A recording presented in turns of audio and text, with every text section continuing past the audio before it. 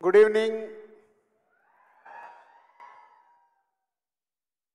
So thank you Vijay and Devi. So దేవితో నాకు ఆర్య దగ్గర నుంచి జర్నీ ఆల్మోస్ట్ 22 years.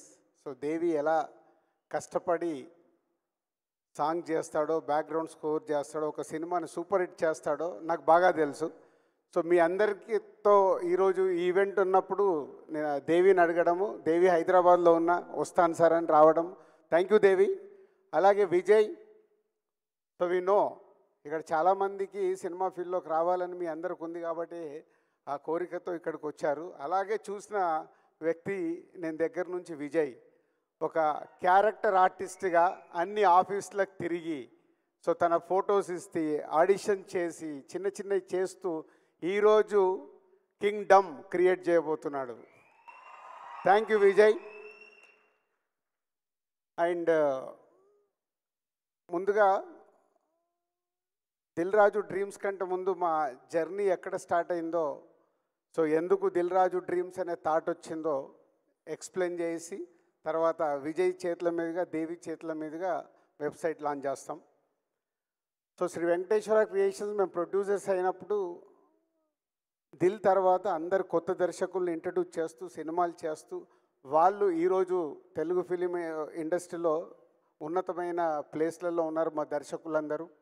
అలాగే మేము మా సంస్థని కొత్త దర్శకులతో పాటు చేస్తూ సూపర్ హిట్లు కొడుతూ ఈరోజు ఇక్కడ నిలబడ్డామంటే ప్రతి సినిమా ఒక్కొక్క అడుగుగా వేసుకుంటూ రావడం వల్లే 57 ఫిలిమ్స్ కంప్లీట్ అయ్యాయి శ్రీ వెంకటేశ్వర క్రియేషన్స్.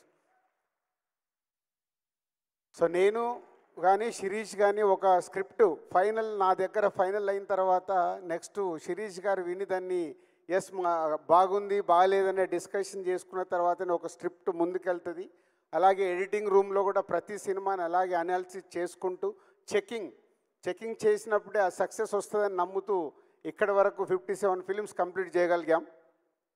దాని తర్వాత Harshith, Ansitha next generation cinema ఫీల్డ్లోకి వస్తామన్నప్పుడు కొత్త దర్శకుల తర్వాత మాకు చాలా గ్యాప్ వచ్చేది. అంటే వాళ్ళకు మాకు యాక్సెస్ తగ్గిపోయి మేము బిజీ అయ్యి కొత్త దర్శకులు మమ్మల్ని అప్రోచ్ కావాలన్న ఆఫ్టర్ 2014 తర్వాత చాలా గ్యాప్ వచ్చింది కొత్త దర్శకులతో మాకు.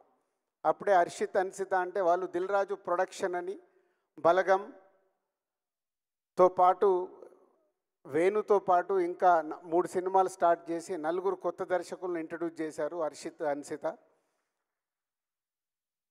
సో దాని తర్వాత వాళ్ళు కూడా ఇప్పుడు కొత్త దర్శకులతో పాటు అన్ని రకాల సినిమాలు చేయాలి అని నెక్స్ట్ ఒక పెద్ద సెటప్లో కూడా సినిమాలు చేయాలని వాళ్ళు డెసిషన్ తీసుకున్నారు. అలాంటి టైంలోనే ఎలా కొత్త దర్శకుల్ని కానీ, కొత్త ఆర్టిస్టులను కానీ, కొత్త టెక్నీషియన్స్ కానీ, అలాగే కొత్త ప్రొడ్యూసర్ చాలామంది ఇండస్ట్రీలోకి రావాలని ఉంటుంది. వాళ్ళకు సరి అయిన గైడెన్స్ ఉండదు. అలాంటప్పుడు ఏం చేస్తే బాగుంటుందని వచ్చిన ఐడియానే ఈ దిల్ రాజు డ్రీమ్స్. సో ఈ దిల్ రాజు డ్రీమ్స్ శ్రీ వెంకటేశ్వర క్రియేషన్స్ ఉంది, మాకు దిల్ రాజు ప్రొడక్షన్స్ ఉంది, దిల్ రాజు డ్రీమ్స్ ఎందుకని చాలామంది అడిగారు. అప్పుడే మాకు వచ్చిన ఐడియాని నేను ఎక్స్ప్రెస్ చేయడం జరిగింది. వెంకటేశ్వర క్రియేషన్స్ అంటే భారీ సినిమాలు తీస్తున్నాం, దిల్ రాజు ప్రొడక్షన్స్ అంటే కొత్త వాళ్ళ తర్వాత ఇప్పుడు వాళ్ళు మార్కో డైరెక్టర్తో సినిమా అనుకుంటున్నారు.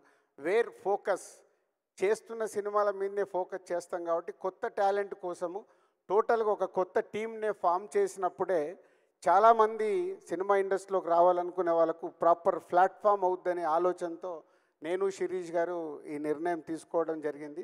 దానికోసము ప్రాపర్ టీమ్ అంటే మాకు కొత్త డైరెక్ట్గా మేము కథలు వినేసి మేము ఫైనల్ చేసి సినిమాలు తీసే మాకు కొత్త ఇప్పుడు దిల్ రాజు డ్రీమ్స్కి ప్రాపర్గా ఒక ఆర్గనైజేషన్ కంపెనీ లాగా ఒక సీఈఓతో సహా ఆల్ టెక్నీషియన్స్ని ఫైనల్ చేయాలన్న, ఒక స్క్రిప్ట్ ఫైనల్ చేయాలన్న ప్రాపర్ యంగ్ జనరేషన్ టీముని ఫామ్ చేశాము. వాళ్ళ దగ్గరికి తర్వాత ఇప్పుడు వెబ్సైట్ అయిన తర్వాత మళ్ళీ డీటెయిల్గా మీకు అవన్నీ చెప్తాను. సో ఇలా సినిమా ఇండస్ట్రీలోకి రావాలనుకునే చాలామంది గురించి ఎందుకు వచ్చింది ఇది థాట్ అని అంటే, చాలామంది నేను ఛాంబర్ ప్రెసిడెంట్గా ఉన్నప్పుడు ప్రొడ్యూసర్గా రావాలని అప్లికేషన్ పెట్టుకుంటారు, వాళ్ళ బ్యానర్ రిజిస్ట్రేషన్ చేసుకుంటారు. అప్పుడు ఛాంబర్ ప్రెసిడెంట్గా ఉన్నప్పుడు ఆ మీటింగ్స్లో నేను అడిగేవాడిని వాళ్ళందరినీ, ఎందుకు రావాలనుకుంటున్నారు, వాట్ ఈస్ మీ విజన్, అంటే డబ్బు ఉందని సినిమా తీద్దాం అనుకుంటున్నారా, ప్యాషన్తో సినిమా తీద్దాం అనుకుంటున్నారు అంటే రకరకాల ఐడియాలజీ. బట్ ఎవరికి అక్కడ రిజిస్ట్రేషన్ చేస్తున్నారు, కానీ సినిమాకు ఎలా మొదలు పెట్టాలి, ఎలా కంప్లీట్ చేయాలి, ఎలా రిలీజ్ చేయాలి అనేది ఎవరిలో నేను క్లారిటీ చూసేవాడిని కాదు. అలాగే నేను యూఎస్ వెళ్ళినప్పుడు వాళ్ళ ద్వారా వీళ్ళ ద్వారా కొన్ని వీడియోలు తీసుకొచ్చి చూపించేవాళ్ళు. సార్ కొంచెం మీరు టైం ఇవ్వండి. యూఎస్లో ఉన్న వాళ్ళు నేను చెప్పేది, సినిమా తీసాము, ఈ సినిమా వీడియో చూడండి, ఇది ఎలా రిలీజ్ చేయాలో మాకు తెలియట్లేదు, 3 కోట్లు పెట్టాము, 4 కోట్లు పెట్టాము.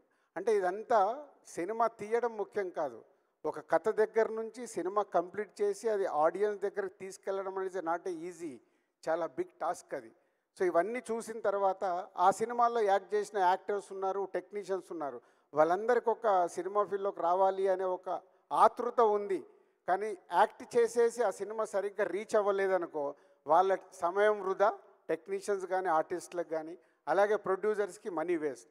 ఇవన్నిటి నుంచి పుట్టిన ఆలోచననే రైట్ ప్లాట్ఫామ్ క్రియేట్ చేసినప్పుడు రైట్ పీపుల్ సినిమా పైన ఇంట్రెస్ట్ ఉన్న వాళ్ళని తీసుకురావడానికి అవకాశం ఉంటుందనే 2 years బ్యాక్ వచ్చిన ఈ థాట్ని ఇక్కడ వరకు తీసుకొచ్చాం. ఈరోజు మీ అందరి ఆధ్వర్యంలో ఆ వెబ్సైట్ లాంచ్ చేయబోతున్నాం. కానీ ఇప్పుడు ఇందాక మాట్లాడుతున్నారు, సినిమా అంటే ఇంతమంది ఇక్కడికి వచ్చారు, 10,000 ఆల్మోస్ట్ ఈవెంట్ కోసం ఎంట్రీస్ వస్తే ఈరోజు ఇలా 2,000 మంది వరకు మీరు ఇక్కడికి ఈవెంట్కి వచ్చారంటే మీ అందరిలో ఎంత సినిమా పైన ప్యాషన్ ఉంది, సినిమాలోకి రావాలని ఉంది అనేది అర్థమవుతుంది. పోతే ఒకటి అందరు గుర్తుపెట్టుకోండి, ఎస్ మేము 30 సంవత్సరాలు కష్టపడి ఒక డిస్ట్రిబ్యూటర్గా స్టార్ట్ అయ్యి మా కెరియర్ని అలా అలా అలా చేసుకుంటూ 30 years పట్టింది మేము ఇక్కడికి రావడానికి. మా బ్యానర్ పైన ఉన్న నమ్మకంతో, మాకున్న బ్రాండ్ పైన నమ్మకంతో మీరందరి వాళ్ళ సినిమా ఫీల్డ్లోకి రావాలనే ఆలోచనతో ఇక్కడికి వచ్చారు. అంటే మీకు ఒకటి చెప్పదలుచుకున్నాను, అంత ఈజీ కాదు. ఎందుకంటే 100 మంది దర్శకులు కావాలని ప్రయత్నం చేస్తారు, ఫిలిం నగర్లో 2కో 3కో అవకాశం వస్తుంది, మ్యాక్సిమం 5గురికి అవకాశం వస్తుంది. 95 మంది ఫైళ్ళు పట్టుకొని తిరుగుతారు, కానీ వాళ్ళకి అవకాశం రాదు. ఎందుకంటే వాళ్ళ స్క్రిప్ట్ కావచ్చు, వాళ్ళ అప్రోచ్ కావచ్చు, వాళ్ళు చెప్పాలనుకున్నది రీచ్ అవ్వకపోవచ్చు.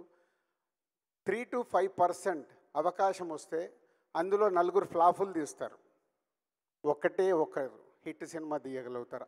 ఆ 4లో 5గురిలో ఆ హిట్ తీసిన ఆయన కంటిన్యూ అవుతూనే ఫ్యూచర్లో మళ్ళీ ఆయనకు అవకాశం ఉంటుంది. అంటే ఎంత పర్సెంటేజ్ వచ్చింది? 1%. ఇది మీరు దృష్టిలో పెట్టుకోండి. అంటే ఇందాక ఒక అబ్బాయి తిరుపతి నుంచి వచ్చాను, అమ్మ నేను సాధించేసి వస్తాను అని ఇందాక మైక్లో మాట్లాడితే చూశాను. అంత పట్టుదల ఉండాలి. కానీ రేపు నువ్వు సక్సెస్ అవ్వకపోతే నీ వల్ల నీ ఫ్యామిలీ ఎఫెక్ట్ అవ్వకూడదు. అదే సినిమా. నేను సినిమా ఫీల్డ్లోకి వచ్చినప్పుడు నేను ఆటోమొబైల్ వ్యాపారంలో ఉన్నాను, శిరీష్ పైపుల వ్యాపారంలో ఉన్నాడు. మా లక్ష్మణ్ గారు మా పార్ట్నర్ అంతకుముందే ఆయన ఆటోమొబైల్లో ఉన్నారు.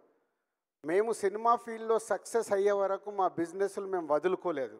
ఎందుకంటే ఇక్కడ ఫెయిల్ అవుతే మళ్ళీ వెనకకి వెళ్ళిపోదాం. నిజంగా ఫెయిల్ అయ్యాం, 2 years స్ట్రగుల్ పడ్డాం.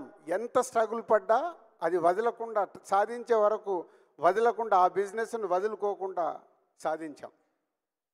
అంతేకాదు మా జీవితంలో ఇంకొకటి చెప్తాను, ఇది అంటే మీకు సక్సెస్ పర్సంటేజ్ ఓన్లీ 100 మంది ప్రయత్నం చేస్తే ఒక్కరికే ఉంటుంది. దర్శకుడు కావచ్చు, యాక్టర్ కావచ్చు. యాక్టర్ కూడా చాలామంది అనుకుంటారు, మనకు చెప్తూ ఉంటారు, చాలా బాగున్నావు, నువ్వు యాక్టర్ అయిపోవచ్చు.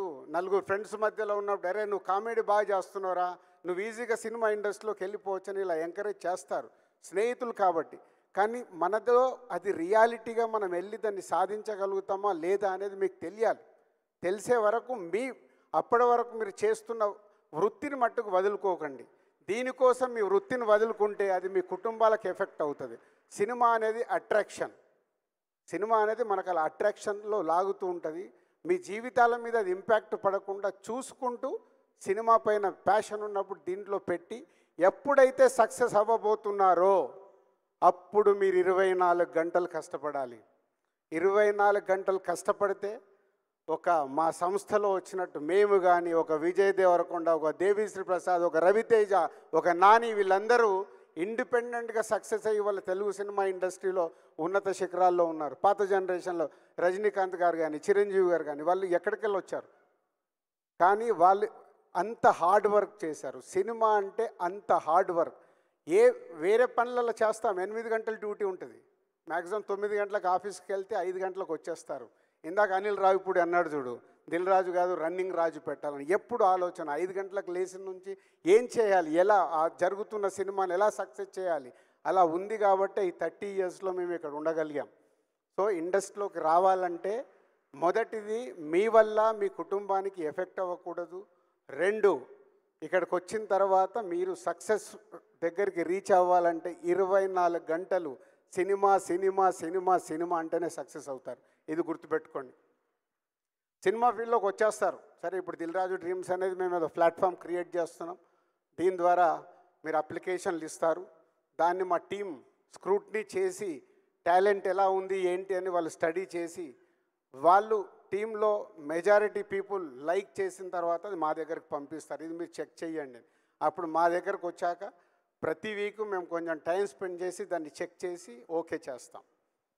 కానీ చాలామంది రిజెక్ట్ అవుతారు. అది గుర్తుపెట్టుకోండి.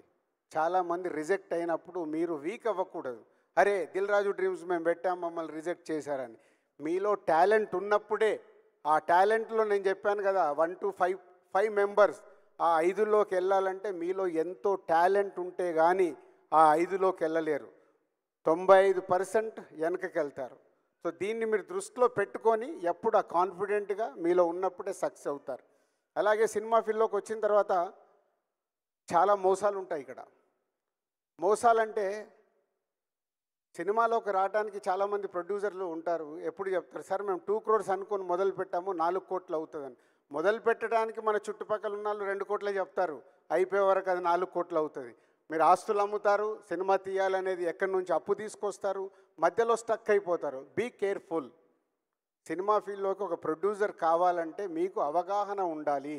అందుకే ఈ దిల్ రాజు డ్రీమ్స్లో ఫస్ట్ టైం ఒక ప్రొడ్యూసర్ కాలం కూడా పెడుతున్నాం. ప్రొడ్యూస్ కావాలన్న వాళ్ళు కూడా కనెక్ట్ అయ్యి రియాలిటీ, ఆ సినిమాకి నిజంగా మార్కెట్ అవుద్దా, ఎంత బడ్జెట్ అవుద్ది ఏంటి, మొత్తం మా టీం అనాలిసిస్ చేసి చెప్తారు. ఫైనల్గా మా దగ్గరకు వచ్చినప్పుడు మేము చెప్తాం దాన్ని. నేను ఇందాక చెప్పాను, సినిమా ఫీల్డ్లోకి వచ్చినప్పుడు ఒకటి జరుగుతుంది. మా లైఫ్లో జరిగిన ఒక ఇన్సిడెంట్ చెప్పాలి.